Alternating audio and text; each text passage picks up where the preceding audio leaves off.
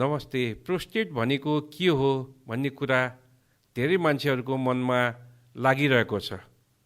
Prostate के यो रोग हो कि होइन? प्रोस्टेटले गर्दाखेरि हामीलाई के क्यान्सरै भइहाल्छ भन्ने धेरै मान्छेहरूमा चाहिँ डर र त्रास पनि भएको पाइन्छ। धेरै बिरामीहरू सोध्नुहुन्छ, डाक्टर साहब मेरो प्रोस्टेट ठिक छ, मलाई क्यान्सर त भएको छैन भन्ने कुराहरू उहाँले गरिराख्नुहुन्छ। र म के भन्न चाहन्छु भन्दाखेरि प्रोस्टेट कुनै रोग होइन। यो अब उमेर बढ्दै गएपछि हामीले भनौँ न कपाल सेतो हुन्छ, त्यसलाई के भन्ने? हामीले रोग भन्ने कि नभन्ने? उमेर बढ्दै गएपछि चाहिँ छालाहरू चाउरी पर्न थाल्छ, त्यसलाई के रोग भन्ने कि नभन्ने? त्यस्तै गरेर उमेर बढ्दै गएपछि दाँतहरू हल्लिन थाल्छ, त्यसलाई रोग भन्ने कि नभन्ने? त्यस्तै गरेर पुरुषहरूमा उमेर बढ्दै गएपछि विभिन्न किसिमको शारीरिक परिवर्तनहरू देखा पर्न थाल्छ र त्यही मध्ये एउटा परिवर्तन भनेको प्रोस्टेटमा उमेर बढ्दै गएपछि यसको पनि साइजहरू बढ्दै जान्छ र यो उमेर अनुसारको समस्या देखा पर्छ। त्यही भएर हामीले प्रोस्टेटलाई चाहिँ रोग होइन कि यो उमेर अनुसारको हुने परिवर्तन भनेर हामीले भन्दै आएका छौँ। र आज हामी तपाईहरूलाई प्रोस्टेट कसलाई हुन्छ त? महिलालाई प्रोस्टेट हुन्छ कि हुँदैन?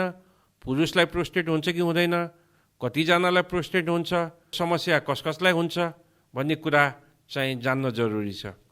र नेपालको जनसङ्ख्या हामीले 3 करोड भन्यो भने 1.5 करोड त के छ, हामी पुरुषहरू छौँ। र यो प्रोस्टेट भन्ने चाहिँ पुरुषहरूमा मात्र हुन्छ, महिलाहरूमा प्रोस्टेटको समस्या हुँदैन।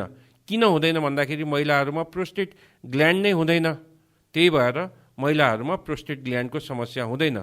त्यही भएर नेपालको जनसङ्ख्या 3 करोड छ भने 1.5 करोड हामी पुरुषहरू छौँ र 1.5 करोड पुरुषहरूमा कोहीलाई कम, कोहीलाई बढी, कोहीलाई अलि बढी, कोहीलाई चाहिँ छैन पनि प्रोस्टेटको समस्या। र त्यही भएर हामीले प्रोस्टेटको समस्या 1.5 करोड पुरुषहरूमा हुन सक्ने समस्याको रूपमा हामीले भन्छौँ। र प्रोस्टेटकोले गर्दाखेरि हुने अर्को समस्या भन्दाखेरि शीघ्र पतन र यौन दुर्बलता, जसले गर्दाखेरि अप्रत्यक्ष रूपले 1.5 करोड महिलालाई पनि यसले असर पार्छ।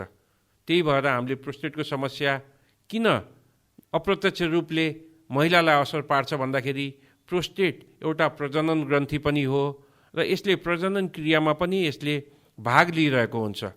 र प्रोस्टेटमा समस्या भयो भने पुरुषहरूको प्रजनन क्रियामा पनि असर पार्छ। त्यो भन्नुको तात्पर्य बच्चा नहुने समस्या पनि यसले गराउन सक्छ।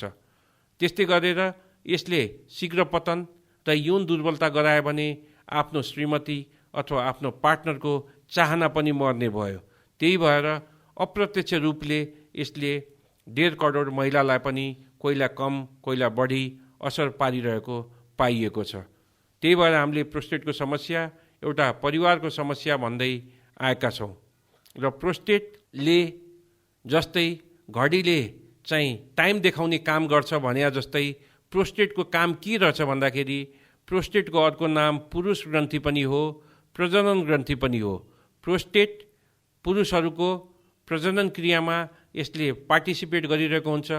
प्रोस्टेटले बनाउने भनेको एउटा तरल पदार्थ हो जसले चाहिँ वीर्यलाई, स्पर्मलाई, शुक्राणुलाई चाहिँ बढ्न मद्दत गर्छ। र त्यही भएर प्रोस्टेटमा समस्या भयो भने पुरुषहरूको प्रजनन क्रियामा पनि असर पर्छ। प्रोस्टेटले एउटा तरल पदार्थ बनाउँछ जसले चाहिँ वीर्यलाई हुर्किन र अगाडि बढ्न मद्दत गर्छ। अब प्रोस्टेट कहाँ हुन्छ त? छातीमा हुन्छ कि, पेटमा हुन्छ कि, खुट्टामा हुन्छ कि, घाँटीमा हुन्छ कि, कहाँ हुन्छ त प्रोस्टेट? प्रोस्टेट हुने भनेको यो चाहिँ पुरुषहरूको पिसाबको थैलीको घाँटीमा चाहिँ हुन्छ। पिसाबको थैली र पिसाबको नली लिङ्गको बिचमा घाँटी हुन्छ। त्यही पिसाबको थैलीको घाँटीमा प्रोस्टेट ग्ल्यान्ड हुन्छ र यसले चाहिँ एउटा तरल पदार्थ बनाउँछ जसले चाहिँ वीर्यलाई हुर्किन र अगाडि बढ्न मद्दत गर्छ। प्रोस्टेटको काम यही नै हो। र प्रोस्टेटमा समस्या भयो भने चाहिँ के लक्षणहरू देखा पर्छन् भन्ने जिज्ञासा तपाईहरू सबैलाई चाहिँ भएको पाइएको छ। र प्रोस्टेटमा समस्या भयो भने के लक्षणहरू देखा पर्छन् र हामीले प्रोस्टेट ग्रन्थि जाँच्न डाक्टर दीपक रौनियारको 24 प्रश्न भनेर तेर्साउने गरेका छौँ।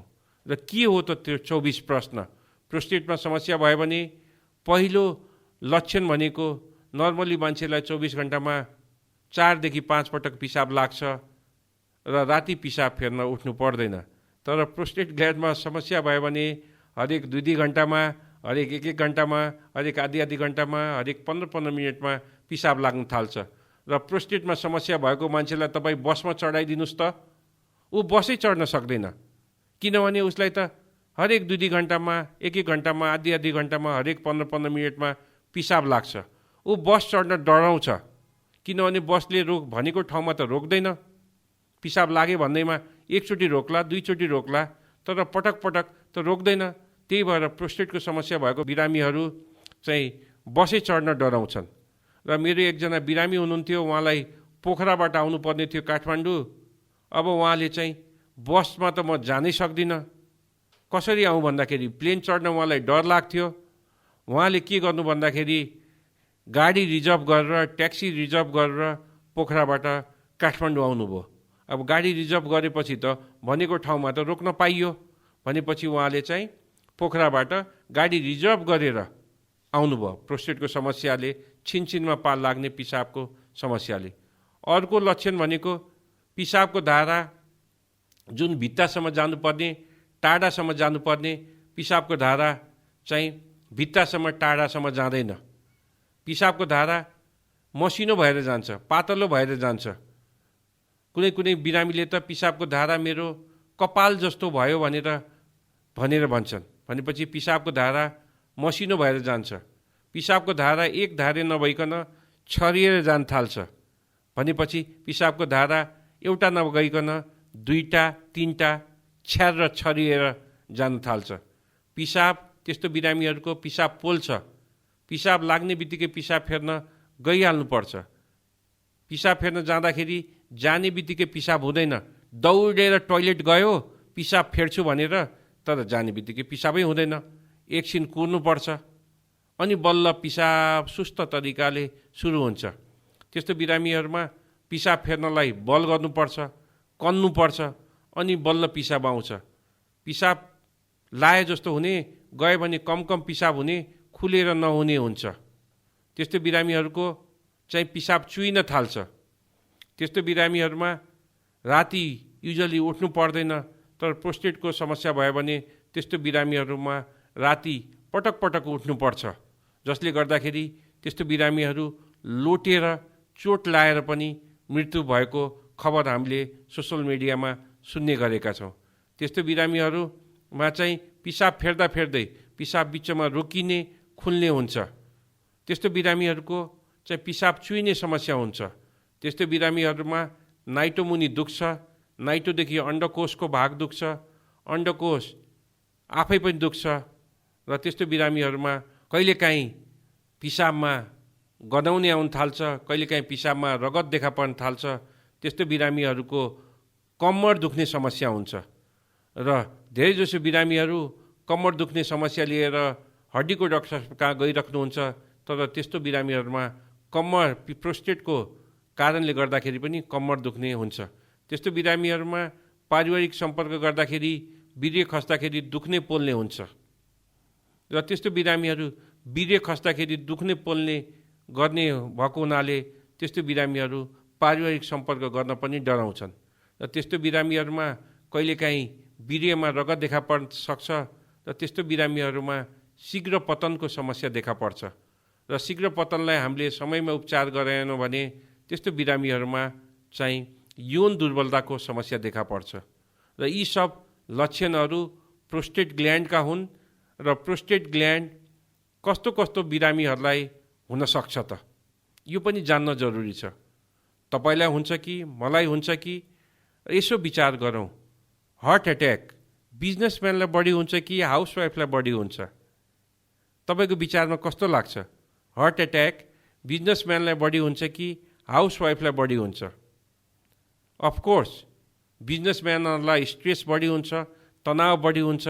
त्यही भएर बढी जसो चाहिँ हुने भनेको हार्ट एट्याक बिजनेसम्यानलाई हुन्छ।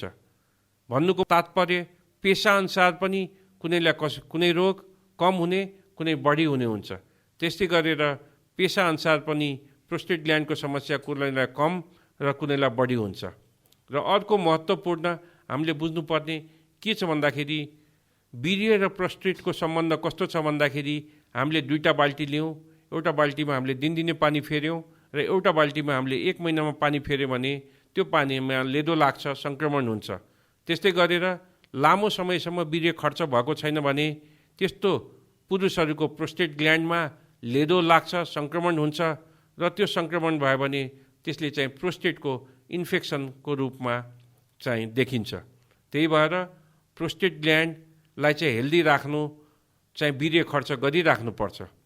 र अघि नै मैले भने कुन पेसामा भएको मान्छेहरूमा चाहिँ पिसाबको समस्या, प्रोस्टेट ग्ल्यान्डको समस्या बढी हुन्छ। जुन पेसामा पिसाब रोक्नुपर्ने, च्याप्नुपर्ने बाध्यता छ त्यो पेसामा भएको पुरुषहरूमा प्रोस्टेट ग्ल्यान्डको समस्या बढी हुन्छ। जस्तै ड्राइभर 1000 किलोमिटर टाढाबाटै मलाई भने म ड्राइभर हुँ भने यही यो प्रोस्टेटको बिरामी भन्छौँ। किनभने उहाँ ड्राइभरले चाहिँ गाडी चलाइराख्दाखेरि भनेकै ठाउँमा ट्याक्कै रोकेर पिसाब फेर्न पाइँदैन, टोइलेट हुँदैन र विदेशमा त झनै गाह्रो छ। त्यही भएर जुन पेसामा पिसाब रोक्नुपर्ने, च्याप्नुपर्ने बाध्यता छ त्यो पेसामा भएको मान्छेहरूमा प्रोस्टेट ग्ल्यान्डको समस्या हुन्छ। जस्तै ड्राइभर, सेक्युरिटी गार्ड, पुरोहितहरू, खाना पकाउने, पाइलट, न्यायाधीशहरू, वकिल साहबहरू, सर्जनहरू, सेक्युरिटी गार्ड, क्यासमा बस्ने मान्छेहरू, पसल छोडेर जान नमिल्ने मान्छेहरू, विशेष गरेर सुनका पसलका भएका मान्छेहरू, भनेपछि टिचर क्लासभित्र छिर्यो, घन्टी नलाएसम्म बाहिर निस्किन पाइँदैन भनेपछि टिचरहरूको, भनेपछि जुन पेसामा अब पत्रकारहरू लामो समयसम्म इन्टरभ्यू लिइराख्नुहुन्छ तर पिसाब लायो भने लाइभ इन्टरभ्यू छोडेर त जान मिलेन भनेपछि उहाँहरूलाई पनि प्रोस्टेट ग्ल्यान्डको समस्या बढी हुने सम्भावना हुन्छ।